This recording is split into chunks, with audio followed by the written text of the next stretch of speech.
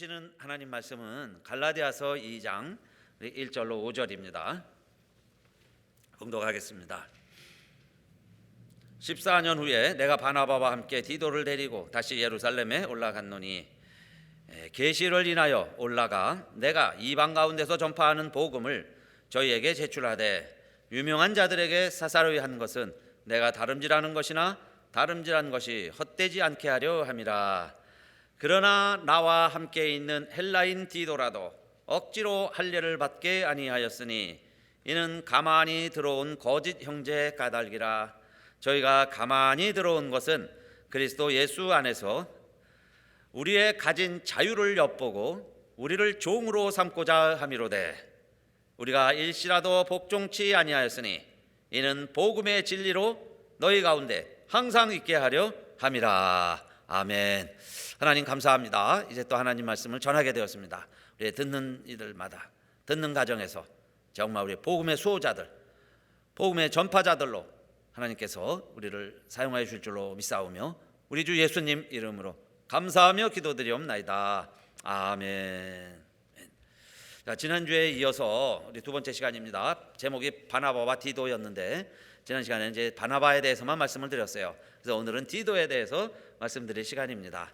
이 디도는 누구냐? 오늘 갈라디아서 2장 1절에 사실 디도라는 이름이 처음 등장을 합니다. 그러니까 디도가 누구냐? 갈라디아서 2장 1절에 보면 14년 후에 내가 바나바와 함께 디도를 데리고 다시 예루살렘에 올라갔노니 그랬죠. 그래서 이 바나바와 디도를 데리고 바울이 예루살렘 총회에 가는 겁니다. 총회에 갈 때 바나바와 디도를 데리고 갔어요. 그래서 오늘 갈라디아서 강의하면서 지난주에 바나바에 대해서 드렸죠. 바나바는 그야말로 권위자입니다. 교회의 권위자예요. 모든 사람들이 그 말에 순종하고 따르는 그 말씀에 권위가 있는 권위자의 말씀을 권위자다 하는 말씀을 지난주에 드렸고요. 오늘은 이 디도는 누구냐? 디도는 공경하다라는 뜻의 이름을 가진 헬라인입니다. 공경하다 그런 뜻이에요. 공경하다. 그래서 또 디도는 공경받는 사람이에요. 공경하는 사람. 그렇죠? 우리가 공경하잖아요. 존경하고 공대하잖아요. 그 공경받는 사람이 디도입니다. 자, 그런데 왜 바나바가 갈 때 바울과 바나바는 원래 유명하죠. 유명한 사도가 됐으니까. 그래서 대표로 가는데 왜 디도를 데리고 갔을까요? 디도가 함께 했다 하는 이야기예요. 먼저 고린도 후서 8장 23절 말씀에 보면 이런 내용이 나옵니다. 디도로 말하면 나의 동무요 너희를 위한 나의 동역자요 그래요. 바울의 동무다, 친구다. 그래서 여러분 친구가 참 좋죠. 친구가 있어야 돼요. 무엇을 하든지 친구. 특히 이제 연세가 더 많아질수록 친구가 더 필요하다 그럽니다. 젊은 사람들은 세상에서 할 일이 많아요. 그러니까 세상에서 해야 될 일도 많고 여러 사람과 부딪히니까 친구가 그렇게 더 중요하게 여겨지지 않을 수도 있는데 오히려 연세 많으실수록 이 친구가 필요하다 그러죠. 그래서 장수하는 사람들의 공통적인 특징 가운데 하나가 친구가 있다는 겁니다. 친구가 많은 분들이 더 장수도 한다 그러죠. 그런데 여러분 주의 일을 하는데도 마찬가지예요. 교회 일을 하는데도 우리가 믿음 생활을 하는 데 있어서도 이 친구가 이렇게 중요한 겁니다. 친구, 동무다. 바울이 내 친구입니다 라고 이야기하는 사람이 바로 디도예요. 그러니까 여러분 우리가 믿음 생활하는데 내 친구입니다. 내 동역자입니다. 함께 일하는 사람입니다. 우리 형제들을 소개하면서 그렇게 얘기했잖아요. 교회의 사자들이요 그리스도의 영광이니라 그랬으니까 이 디도도 역시 교회의 사자가 되고 그리스도의 영광인 내 친구입니다. 내 동역자입니다. 그래요. 그래서 여러분 우리 친구들 많이 사귀시고 기왕이면 우리 복음 전하는 동역자들이 많이 있게 되시고 함께 하시고 또 좋은 분들과 친구를 하면요 내가 또 그렇게 닮아갑니다. 좋은 뜻을 가지고 있는 사람들과 친구를 해보세요. 언젠가 그 일 나도 함께 하고 있는 친구가 됩니다. 그래서 디도는 자 이렇게 바울의 친구다, 동역자다 그랬는데 이제 예루살렘 교회를 갈 때 대표로 가는 겁니다. 예루살렘 교회에 파송을 해서 보내는 거예요. 안디옥 교회에서 지금 예루살렘까지 가는데 이 바울과 바나바는 가도 되는데 자, 왜 디도가 함께 갔냐 이 말이에요. 디도를 함께 보냈습니다. 그런데 그것을 이렇게 자세히 또 기록을 하고 있어요. 그냥 보낸 것은 그냥 뭐 여행 삼아 뭐 동무니까 친구하라고 그렇게 보낸 것뿐만 아니라 그런 의미를 지나서 내가 받은 계시가 많고 지금 예루살렘 교회에 가서 전해야 되는 것은 이 복음을 이방인에게도 전했는데 이방인들도 똑같이 성령 받고 그들도 죄 사함 받고 하나님의 자녀가 되는 것은 우리 유대인이나 다름이 없습니다. 그걸 지금 증거하러 가는 거예요, 바울과 바나바가. 그러니까 사람들이 자꾸 모욕을 하고 모함을 하고 잘못됐다고 그러고 복음이 변질돼 간다고 그러고 예루살렘하고 다른 복음을 전한다고 자꾸 이야기를 하니까 바울하고 바나바가 대표로 가서 지금 안디옥 교회와 이 이방 지역에 전파되고 있는 이 복음을 변증하러 가는 겁니다. 이들이 예수 믿는 것 제대로 믿는 겁니다. 잘 믿는 겁니다. 라고 전하는데 그 사람들은 대부분 다 누구냐면은 유대인들이 아니고 이방인들이에요. 그러니까 여러분 우리가 초대교회를 생각하면 이해할 수 있겠죠. 지금은 우리가 다 유대인 아니면서도 다 우리가 진짜 아브라함의 후손이 됐죠. 그렇게 해서 교회에 와서 하나님의 자녀로 예배드리고 있지만은 처음 초창기 초대교회 때 생각을 해보세요. 유대인들만 모여서 회당을 중심으로 예배드리면서 그들만 하나님의 백성이다. 그게 선민의식이죠. 그렇게 해서 모이던 유대인들 가운데 이제 이방인들이 모이기 시작을 하고요. 이방인들도 아브라함의 후손이라는 거예요. 우리들 예배도 하나님이 받으신다는 겁니다. 그러니까 이들이 정말 진짜인지 우리가 받아들여야 되는지 이제 많은 문제들이 생기게 되겠죠. 또 그걸 자꾸 이야기하는 사람들이 있고 그 중에는 그래서 우리가 다른 복음이라는 말씀도 썼죠. 바울이 다른 복음 전하는 것은 복음이 아니다 그런 말도 했고 결국은 이제 예루살렘 총회에 가서 이 사실을 전하는데 여러분 오늘은 이제 디도에 대해서 말씀을 드리는 거예요. 그러면 왜 이 디도가 함께 동행을 했냐 하는 겁니다. 그래서 저는 첫 번째 이 디도는요 복음의 수호자입니다. 복음의 증언이에요. 복음의 모델입니다. 이방 선교의 모델이 된 거예요, 이 디도가. 그래서 이 디도는 헬라인이라 그랬죠. 그런데 얼마나 많은 이 어려움과 이방 교회들이에요. 안디옥 교회에서 전도를 해서 많은 교회들이 세워지게 되는데 이방 교회 세워진 사람들에게 얼마나 많은 유혹과 이 충동이 있었냐면은 유대인들이 와가지고요, 정통파 유대인들이 와가지고 물론 예수 안 믿는 유대인들은 이 사람들을 뭐 사람 취급도 안 해요. 이방인들을 사람 취급도 안 했는데 문제는 예수를 믿는 유대인들입니다. 예루살렘에서 온 예수 믿는 사람들. 그런데 이 예수를 믿으면서도 내가 정통 유대인이기 때문에 이 이방인들이 교회에 와서 함께 지내는 것을 그의 전통 때문에 또 어려서부터 그렇게 봐왔잖아요. 그렇게 배워왔잖아요. 제사라든지 율법을 그렇게 배워왔기 때문에 이 현대식으로 이렇게 오늘날 교회가 되어서 복음으로 드리는 이것이 못마땅할 수도 있잖아요. 이것처럼 이 정통 유대인들 입장에서 보니까 영 맞질 않는 거예요. 그런데 그것을 여러분 복음과 전통이 갈등을 일으킬 때는 복음이 우선해야죠. 진리와 상황이 충돌을 할 때는 진리 편에 서야죠. 그러나 여러분 상황이나 현재 일들이 이 복음에 지장이 되지 않는 것, 복음의 문제가 아닌 것은 우리가 마음을 열어야 돼요. 그렇죠? 여러분 옛날식으로 한다면 여기 다 차 타고 오신 분들은 안식일을 범하신 거예요. 안식일 날은 뭐 아무것도 안 되는데 어떻게 막 차를 타고 오고 걸어오고 그러세요? 이건 벌써 우리가 시대에 맞게 사는 거예요. 그렇죠? 여기 막 에어컨을 켜고 불을 켭니다. 이건 시대 풍조에 우리가 따라갈 수밖에 없는 거죠. 근데 이게 자동차를 타고 오든 걸어오든 우리가 예배드리고 복음의 증인이 되는데 아무 문제가 없다 이 말이에요. 그렇죠? 옛날엔 다 마차 타고 왔어요. 걸어오고 오시고. 그러니까 그때는 물건을 사지 말아라 하는 말씀이 다 먹혀 들어가고 이해가 됐겠죠. 그래서 지금 이 초대교회의 문제가 그렇게 된 거예요. 그 중에 가장 치명적인 것이 여러 번 말씀드렸죠. 이제 할례 문제입니다. 할례를 해야 되냐 안 해야 되냐. 그러니까 유대인들이 볼 때는 할례도 안 받은 사람하고 같이 예배드리는 게요. 그들은 그렇게 배워왔거든. 사람 취급을 안 했어요. 그런 사람들과 같이 앉아서 예배를 드리려니까 정통 유대인들은 늘 마음에 꺼렸는데 그것이 그냥 자기들의 마음과 생각으로만 끝나면 되는데요. 이제 갈라디아 교회도 그러고 고린도 교회도 그랬고 자꾸 그 안에서 파당을 만드는 거예요. 자기들끼리 패를 만들었어요. 그래가지고 자 우리가 예수 믿지만은 그래도 유대인들이 정통인데 자, 할례 정도는 해야 되지 않냐. 그러면서 할례 받지 않은 사람들은 교회 지도자가 될 수 없다. 너 정통이 아니다. 자꾸 이런 편가름이 생기기 시작을 한 겁니다. 그럴 때요, 바울이 끝까지 할례 받지 마십시오. 할례 안 해도 됩니다. 그리고선 복음을 전하고 복음 안에서 새로운 피조물이 돼 그리스도가 된 하나님의 자녀가 된 사람이 있었는데 그 사람이 바로 누구냐? 디도라는 거예요.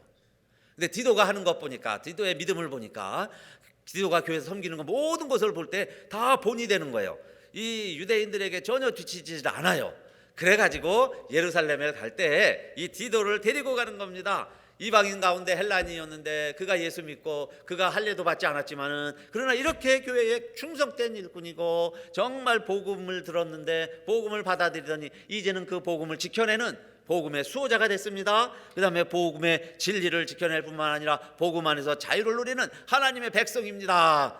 모델로 예루살렘 교회 유대인들만 모여있는 어마어마한 사람들이죠. 그 교회 지도자들 거기를 가가지고 이방인으로서 당당하게 총회를 가서 증언하고 있습니다.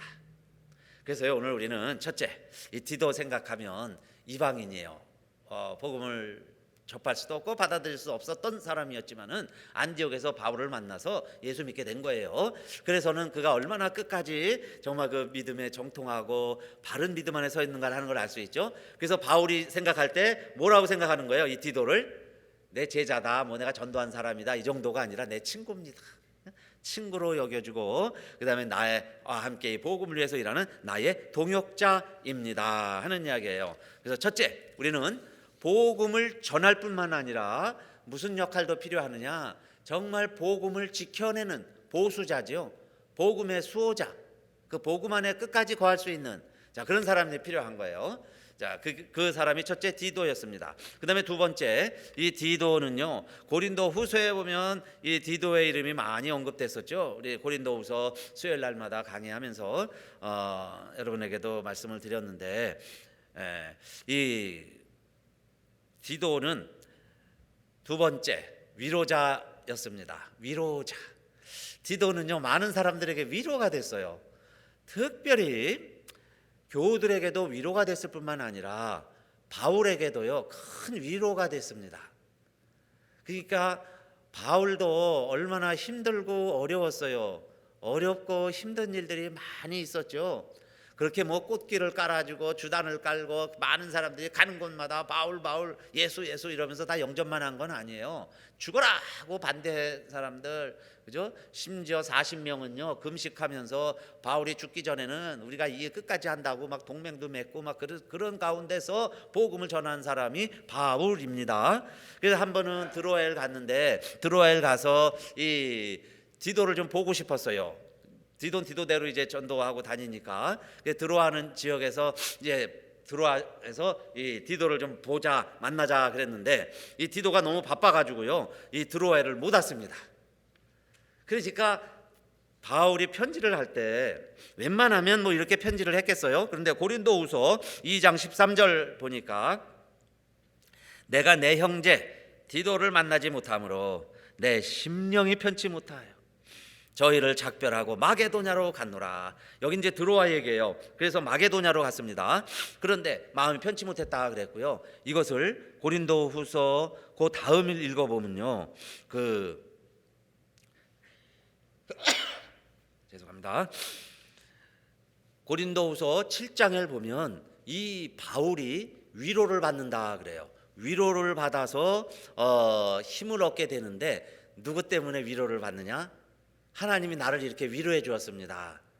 그런데 누구를 통해서 위로를 받느냐? 디도의 옴으로 우리를 위로하셨으니 그랬는데, 누가 나를 위로한 거냐면 비천한 자들을 위로하시는 하나님이, 그러니까 하나님이 비천하고 힘없는 자들, 정말 절망하고 있는 사람들을 위로해 주시는데, 디도의 옴으로 디도를 만나게 해주심으로 마게도냐에서 내가 그렇게 보고 싶은 디도를 만남으로 나를 하나님이 위로해 주셨습니다. 그 이야기예요. 그런데 고린도후서 7장 6절에 이 표현이 있는데요, 그 전에 7장 5절에 보면 바울이 이렇게까지 고백을 합니다. 그 바로 앞에 어느 정도였냐면 내게 살 소망이 끊어지고 그래요. 아니, 부활의 신앙을 가지고 있고 복음을 전하는 바울도요 살 소망을 잃어버렸다고 그래요. 살고 싶은 생각이 없어진 겁니다. 그리고 심지어 내 마음에 사형 선고를 받은 줄로 알았다. 그러니까 스스로 사형 선고를 내린 사람으로 생각하는 거예요. 나는 더 이상 살 능력도 없다. 살 의욕도 없습니다. 그게 지금 마게도냐에 있는 바울의 심정입니다. 자기가 그렇게 고백을 했어요, 바울이. 그런데요, 그런 바울이 어떻게 다시 힘을 내서 마게도냐 쪽에 복음을 전하고 마게도냐에 그렇게 많은 사람들 전도해서 그 교회들을 세우냐 이 말이에요. 그게 이제 빌립보 교회, 데살로니가, 고린도 교회, 다 교회들이 다 마게도냐에 있는 겁니다.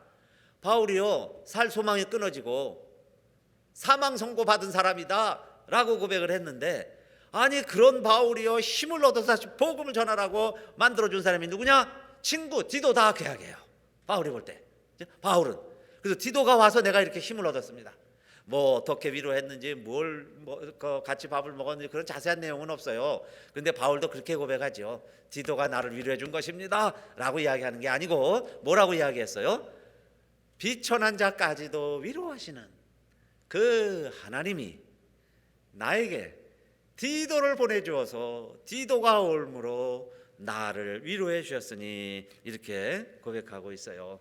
그래서 여러분, 우리는 위로자로 산다는 것이, 남을 위로해 줄 수 있다는 것이 얼마나 복된 일인지 몰라요. 얼마나 좋은 일인지 모릅니다. 그렇죠? 그런데 누가 보통 다른 사람들을 위로할 수 있겠어요?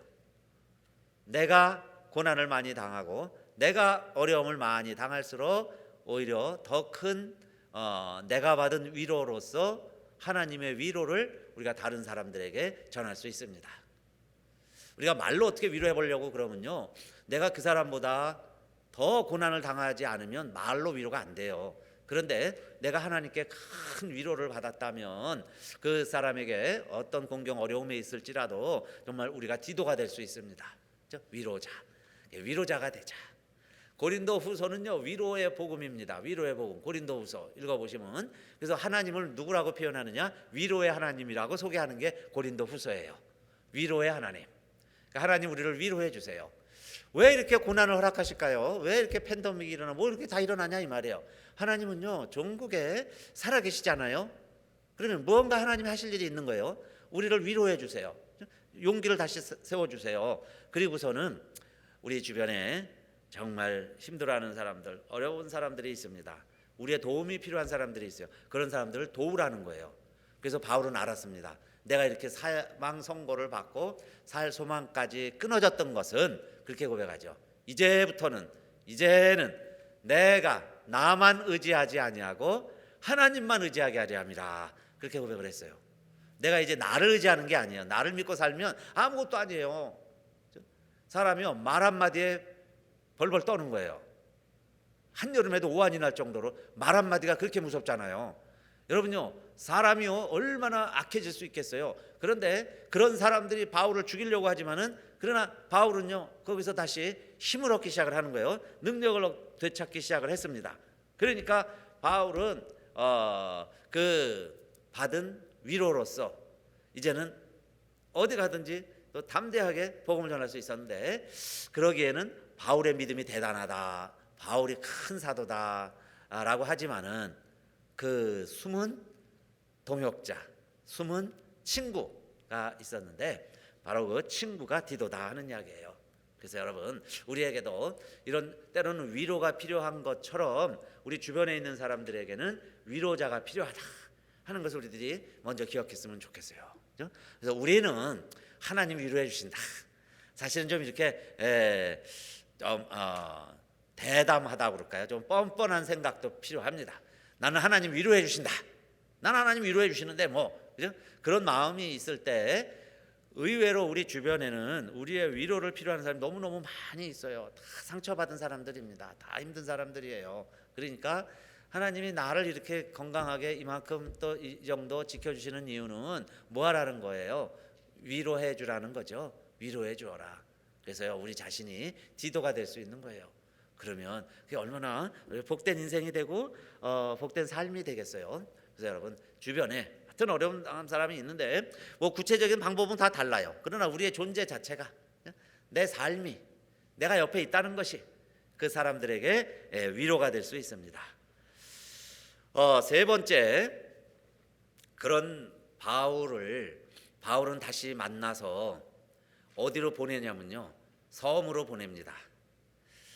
지금도 섬 하면 뭐 비행기 타고 다니고 뭐 교통이 좋지만은, 그러나 바울 당시에 섬으로 갔다는 얘기는요, 평생 못 볼 수 있는 거예요. 거기서 죽는 겁니다, 섬에 한번 들어가면. 그런데 이 바울이 디도를 이 그레데 섬에다가 떨겨놨다 그래요. 바울도 그렇게 너무 미안하니까 이런 표현을 쓴 거죠. 디도서 1장 5절, 내가 너를 그레데에 떨어둔 이유는, 그래요, 마치 비행기 타고 가다가 그냥 뚝 떨겨놓은 것처럼 여행하다 그랬겠죠. 그레데에다가 혼자 내버려두고 다 떠났다는 거예요. 그래서 이 디도 혼자 그레데 섬에 남아 있습니다.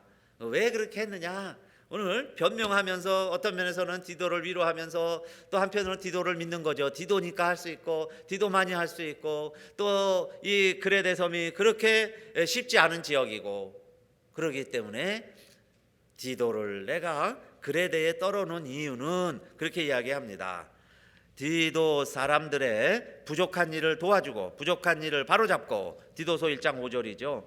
나의 명한 대로 각성의 장로들을 세우게 하려 함이니, 그럽니다.